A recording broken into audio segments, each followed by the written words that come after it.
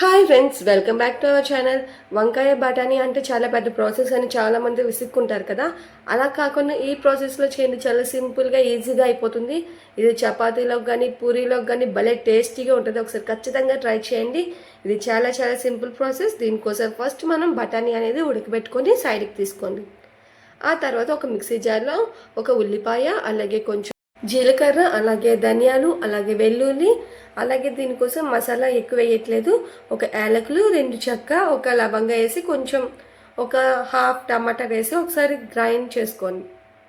ఆ తర్వాత ఒక ప్యాన్లో ఆయిల్ తీసుకొని ఆయిల్ అనేది హీట్ అయిన తర్వాత ఒక బిర్యానీ ఆకు వేసుకొని అందులో ఆవాలు, అలాగే జీలకర్ర వేసుకొని అందులో ఒక మీడియం సైజ్ ఉల్లిపాయ చిన్న ముక్కలుగా కట్ చేసి వేసుకోండి. అలా వేసుకున్న తర్వాత అవన్నీ బాగా ఫ్రై అయిన తర్వాత కట్ చేసిన మీడియం సైజ్ వంకాయ ముక్కలను కూడా వేసుకొని ఒకసారి బాగా కలపండి.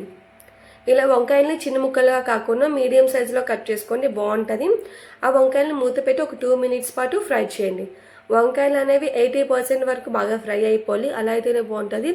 వంకాయలన్నీ బాగా ఫ్రై అయ్యాయి కదా, ఈ టైంలో మనం ఆల్రెడీ గ్రైండ్ చేసిన పేస్ట్ ఉంది కదా, అది కూడా వేసుకొని ఒకసారి వంకాయలతో పాటు బాగా కలపండి. ఇప్పుడు అందులో కొంచెం పసుపు, అలాగే టేస్ట్కి తగ్గట్టు ఉప్పు వేసుకొని అవి కూడా ఒకసారి బాగా కలపండి. మూత పెట్టుకొని ఒక 2 మినిట్స్ పాటు మీడియం ఫ్లేమ్లో ఫ్రై చేయండి. ఇలా మీడియం ఫ్లేమ్లో ఫ్రై చేయడం వల్ల బేగా అయిపోతుంది, టేస్ట్ కూడా చాలా బాగుంటుంది. ఆ తర్వాత ఉడకబెట్టిన బఠానీ ఉంటుంది కదా, అది కూడా వేసుకొని ఒకసారి అవన్నీ బాగా కలపండి. ఒక 2 మినిట్స్ పాటు మూత పెట్టుకొని ఒక 2 మినిట్స్ పాటు ఉంచుకోండి. 2 మినిట్స్ తర్వాత చూడండి, బఠానీ అనేది బాగా ఫ్రై అయింది కదా. ఈ టైంలో మనం కొంచెం కారం వేసుకోండి. ఎక్కువ స్పైసీ ఎక్కువ తినే వాళ్ళు కొంచెం 2 టేబుల్ స్పూన్స్ వేసుకోండి. అందులో కొంచెం నేను సాంబార్ పౌడర్ యాడ్ చేశాను. సో దానివల్ల టేస్ట్ చాలా బాగుంటుంది. మీ దగ్గర ఉంటే వేసుకోవచ్చు, లేదంటే స్కిప్ చేయొచ్చు.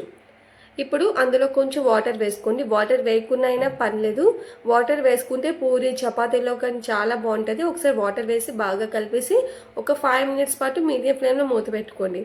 తర్వాత మీకు తినే బట్టి గ్రేవీ తగ్గట్టు గ్రేవీ వాటర్ ఉంచుకొని, ఎక్కువ వాటర్ ఉంచుకుంటే టేస్ట్ బాగోదు. ఇది చల్లారిన తర్వాత ముద్దగా అయిపోద్ది కాబట్టి కొంచెం పలుచగా ఉన్నప్పుడే స్టవ్ ఆఫ్ చేసుకోండి.